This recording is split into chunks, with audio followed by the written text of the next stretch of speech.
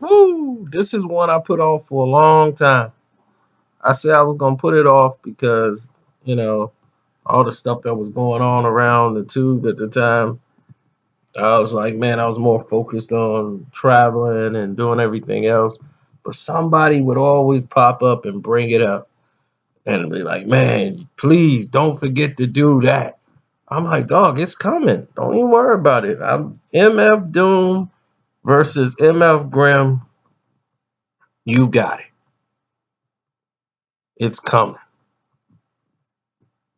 Now, most people know who MF Doom is. They don't really know who MF Grimm is, unless you one of the older cats. But now we take you to the beginning, as we always do here. This is the truth behind the beef between MF Doom and MF Grimm.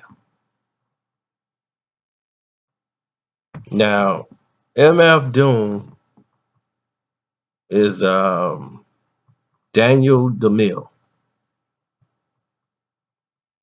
Okay, and he's from Freeport, New York. And they met just, doing the rhyme, they little rhyme ciphers, in New York, you're gonna run into people. And Percy Carey is from the Bronx, you know. At that time he was known as the Grim Reaper when he first came out. Now, when MF Doom came out, he was doing more conscious rap, like, uplifting, like Public Enemy type rhymes. And when, he met Doom and them two hooked up, because he was Dr. Doom at this time. He was Dr. Doom, and then here it is, the Grim Reaper. So when they met each other and they rhymed in a cipher, got in a cipher and everything, and they rapped, they were like, yo, what's up? Oh, this dude can spit. All right, cool. You know, such and such, yeah. But he started to hang out with, the Grim Reaper. And then that's when they found out that both of them loved comic books. So when they both got into the comic book world and the comic book realm, it took them from one level to another level entirely. And everybody's like, oh, wow. They was like, yo, he can't use the name Dr. Doom because, you're going to get sweated by the comic book people. So I'm going to be MF Grimm and you're going to be MF Doom, which was like mother effing Grimm and mother effing Doom. And that's what they called him anyway. People on the street be, yo, what up, Graham? What up, Dim? What up, Graham? What up, Graham? Now, people think his name was Graham because, he was a rapper and Grim Reaper. No, Graham, MF Graham, was as real as they've come. He was really in the street.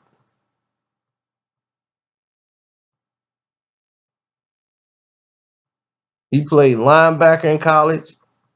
He was a boxer. Almost won a Golden Glove. If not, he did. But dude was a drug dealer. Super high powered drug dealer. And he's done a lot of dirt. And when you do a lot of dirt, got shot a couple of times and came up.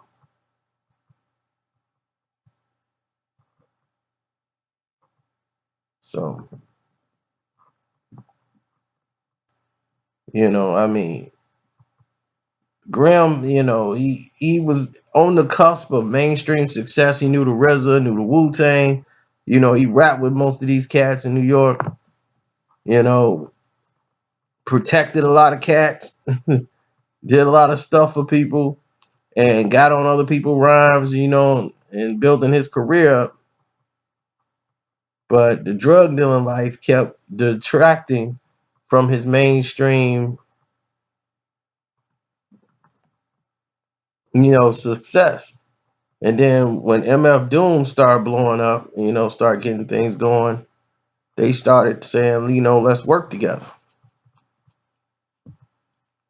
So they working together, and now he knows what Grimm does. It's not like Grimm kept his life a secret, and while they rapping, he don't know what's going on. So he knows, like, look, I'm with a dude right now that that got money, basically. So he can get a lot of stuff going. Me and him could sit here, we talk comic books, and coming up with this, I can get my career going with this guy. He knows a lot of people. And while Grimm rapped about shooting people, you know, making money, beating people up, stomping people down, you know, this came from the life he lived. Where Doom, his thing was, I come from black culture. That's me. So I'm gonna sit here and rap about black culture because that's what I do.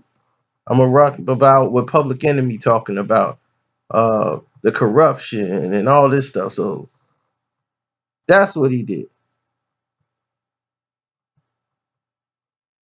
And Grimm was getting more popular in the streets. People looked at him as a murderer. That's it. Back then, it wasn't like, yeah, that dude killing people. It was frowned upon, you know, in the streets. He was like a hitman in the game. He was a terror. He had an empire coming up. And whenever you got something like that coming up, you're gonna have major opposition. You can't keep laying people in the ground and nothing gonna happen behind it. But yet, he's still making songs with MF Doom. Next thing Doom decided, you know what? I'm gonna go ahead and switch it up. Now, MF Doom went ahead and he teamed up with what's that? What was that clique they was with? They had the Godzilla thing going on. And what was that? I'm trying to think. Well, KMD, that was it. With his brother Sub Rock. Sub Rock was like the DJ, and they had the gas face with third bass. Kick the gas face. Do do do do do do do do do do do.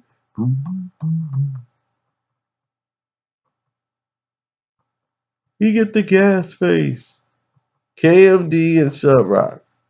So that's what it was.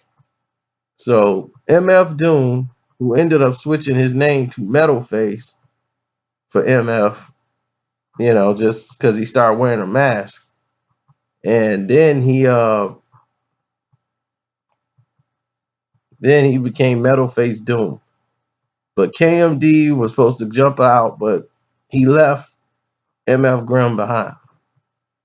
So now that he left MF Grimm behind and he's doing his own thing, Sub Rock, he got killed by a car or something like that, or he was in a car accident. He got like hit by a car and killed. So after that, the record label, they dropped KMD, and they got dropped not because he died, but because their second album, which was Black Bastards, it had an African American cartoon figure, and he was hanging from a noose. And like I said, at this time, this was not going to be accepted, and it was like a downward slope. All these guys was disappearing from the entire spectrum of rap. Like they were like cleaning house. So when you saw this development, you're like, wow. He was like, man, they shutting me out. Doors getting shut in my face. And I can't, like, man, dude, I don't know what to do. So he went back to Grimm. Like, man, Graham, man, this is messed up. So every time, he had a problem, he would go back to Graham. So Graham was there, financially, and it's like, man, thanks for being there. When you down, I'm there. I'm down, you there. So they went and they was working on a mixtape together, and putting out another album that they was gonna release, like a series of albums that they was gonna, go back to working on. But this was like a knockback because he was out the picture for like 5 years almost. Cause he felt like, man, I ain't got nobody, I ain't got nobody really with me. So we've been through so much, man. It's good to have somebody to lean off of. So while they was doing all this, MF Doom is working on coming back and making an album of his own and taking off and what have you.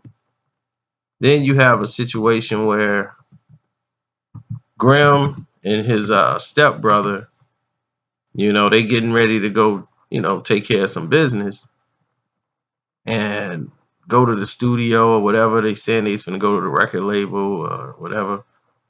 And he decided, this is what I'm finna do. I'm finna go ahead and go to the studio and try to get this deal. Soon as he stepped in the car, it was like four people rushed the car with guns and just started blazing the car. His stepbrother was killed instantly. He was shot in the guts, the lung, his neck, and everybody thought he was dead. Everybody in the car was dead. He was shot, I don't know how many times, but in his entire life, he's been shot over 10 times. Everybody thought Graham was dead. All his songs was gone. Everything.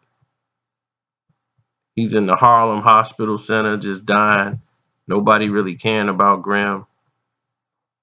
So he's thinking, he comes out of the coma and he's like thinking, what's going on? He's confined to a wheelchair now.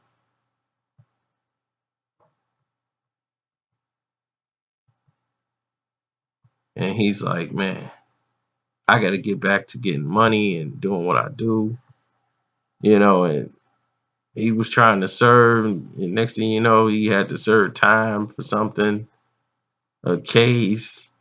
He comes back because Doom ended up taking off. He switched his name, calling himself Victor Vaughn and King Geodora, and he started doing songs with all these different artists. MF Doom, it came up. Then he started collaborating with Ghostface and started, getting on in the hip hop industry. And yeah, Operation Doomsday, as far as an independent album, that did great.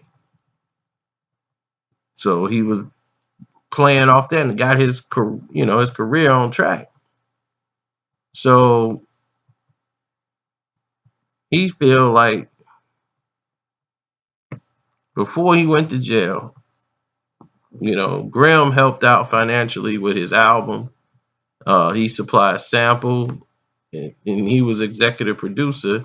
He expected to get royalty checks or something. More importantly, he wanted to resume working with MF Doom, making some music, and getting everybody on the level to make it. But MF Doom left him in the dust. And Grimm felt betrayed because he's like, man, that was like my main man. He was like my brother. And I was always there for him when he fell back. And when I fell back one time, he's gone. And we was like brothers, you know what I mean? Like, that's why when you talk about these two, it's like a bunch of feelings that come out between the two because they knew each one knows how much important the other guy was.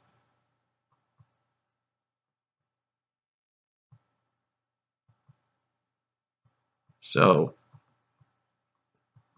right now, he don't drink, he don't even think about when he was crazy and all that stuff, drug dealing. Grimm is doing great. Doom is still doing his thing, but he's working on rhymes right now, still writing, making raps. He got a song out called The Book of Daniel when he was like, I don't deep fry my friends, Grim Reaper, nuke 'em. Hearts don't mend, brothers turn to enemies. Niggas enemies, I eat 'em raw. Nigga MF Grimm is a god of war. And everybody think this is a diss rap at MF Doom.